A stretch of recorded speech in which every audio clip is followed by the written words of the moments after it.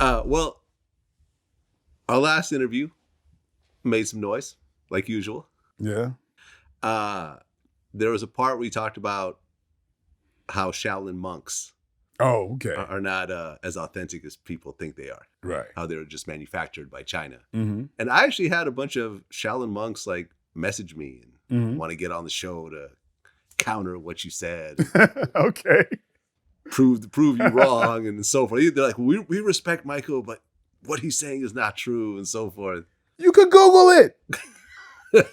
I mean, I'm not saying nothing that deep. You could Google that shit. I mean, there's a reason why you've never seen a movie where there's Shaolin monks in a car. There's a reason. That's because it burned down 400 years ago. There's no argument to that. I know it's like, hey, okay, I'm sorry it hurt your feelings, but I happen to be speaking to people who like can use the knowledge of saying, oh wow, that's interesting. I think it's fascinating about just human nature. It fascinates me. It fascinates you that people want to believe in something that's a little bit more supernatural. They want to believe ninjas can do magic. It's fun. They want to believe Bruce Lee could beat up everybody. It's fun. I get it. But there's another side that's reality. That's like, hey, I'm not trying to shit on what you're doing. It's just, I'm just saying, hey, this is interesting when you look at it like this. That's just what it is. And you can be upset about it, but or you could just research it, man. This is the world of Google. Right. you know? Well, in another part of that interview, you talked about Kimbo Slice and working with him and so forth. Yeah. And a UFC fighter that I had never heard of named Mike Perry was upset over some of the things you said. And, Mike Perry's a white guy. Yeah. And he called you a bitch ass N-word. Yeah. On Twitter. And stood behind it. Yeah, listen. I mean, let me tell you, I've gone to people's gyms and been like, what's up? In a second. This cat, well, I basically looked into it and I said, let me check on this. And then I realized, oh, my man is not well. In my YouTube channel, right? I have an assistant named Alan Joban, who is a UFC fighter. And I've trained with Alan for, I help him out. Alan beat the shit out of Mike Perry. You could look at it. It's like he beat the hell out of Mike Perry. Mike Perry is just, it's kind of jacked up because on one level, why I chose not to speak about anything else, because my man, he doesn't know anything. He may have a friendship with Kimbo Slice and he feels like I disrespected Kimbo. I didn't. I never told what Kimbo actually did say to me, all right? Which is, you ask Icy Mike, who was with Kimbo all the time. And when me and Kimbo would try to train together, if I said what Kimbo actually said to me, he'd really be pissed off. But Kimbo didn't have ego. He was really trying to learn what he needed to do to become a better fighter. People like Boss Rutan try to help him out, try to get him the skills to get him on that next level. Yeah, I sparred with Kimbo. I like to talk about how somebody clowned me or like what people did against me that was good. Like I even mentioned in that same thing where one time me and Billy Blanks were clowning around and he swept me and hit me before I hit the ground. We were clowning around, we were having fun. And I'll brag about how one of the worst sparring matches I ever had was with Mike Bisping, and I ran out of gas after the first round. But like I don't like to sound like I can beat the hell out. I won't talk about that stuff so much. That's weak. But this whole thing with this guy Mike Perry, there's a part of me that goes, man, my heart goes out to fighters. They they put their butts on the line. But once that crowd dies down, a lot of these fans, I say, hey man, check on them then, because that's when they really need your support. I feel like Mike Perry, I hope, even though he said that N-word thing, and if I see him, it's going to be interesting. Yeah. I would love to see that dude. He doesn't know what he's. Let me just. Because he's actually offering to fight you. Listen. He said, so fight me or pay me. He's an idiot. Okay. He's an idiot. Well, and he weighs. It's like he's so out of.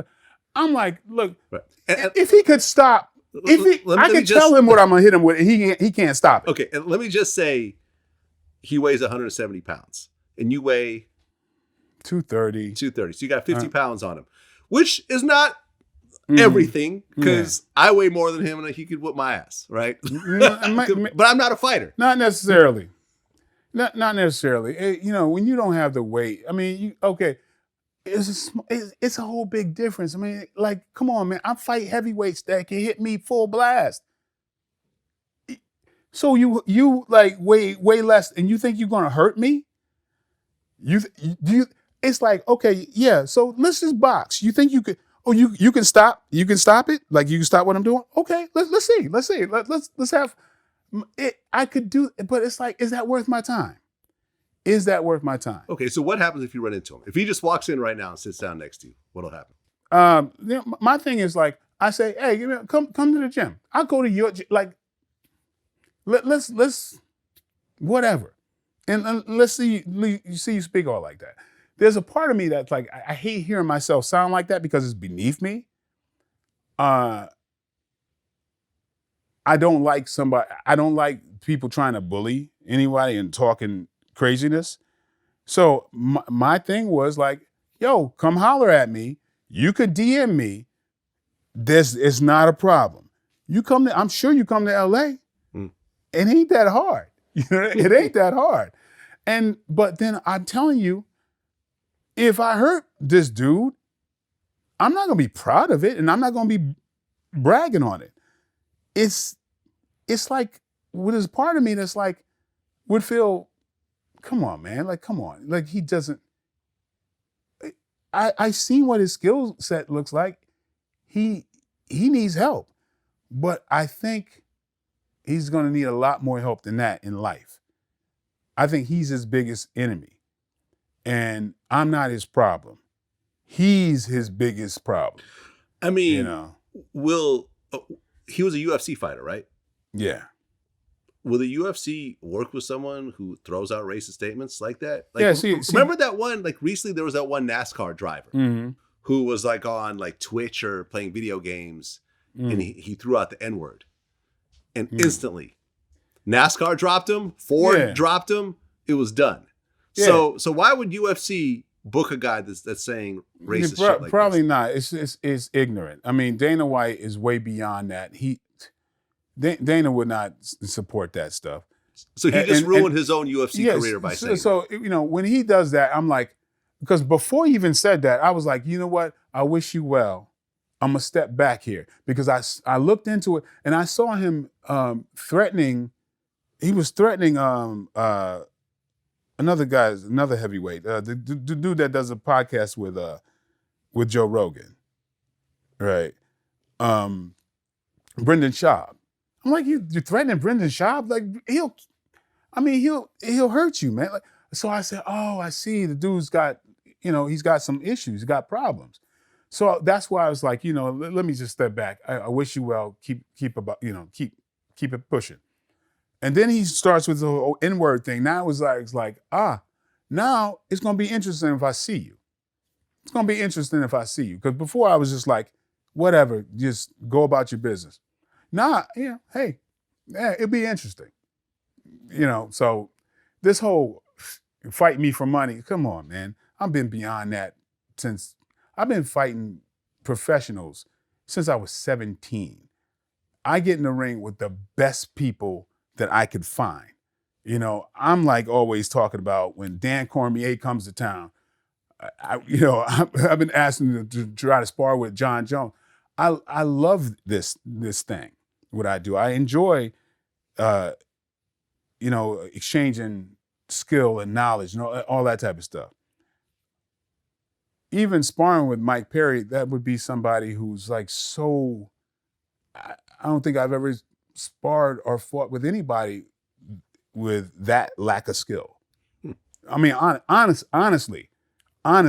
So it's just like a paper, like what? Like that's not what I do. I'm not a professional fighter. Gladly. Early on, I saw what professional fighters' lifestyles was. And I'm like, you know what? I don't want any part of this. It doesn't match up to me.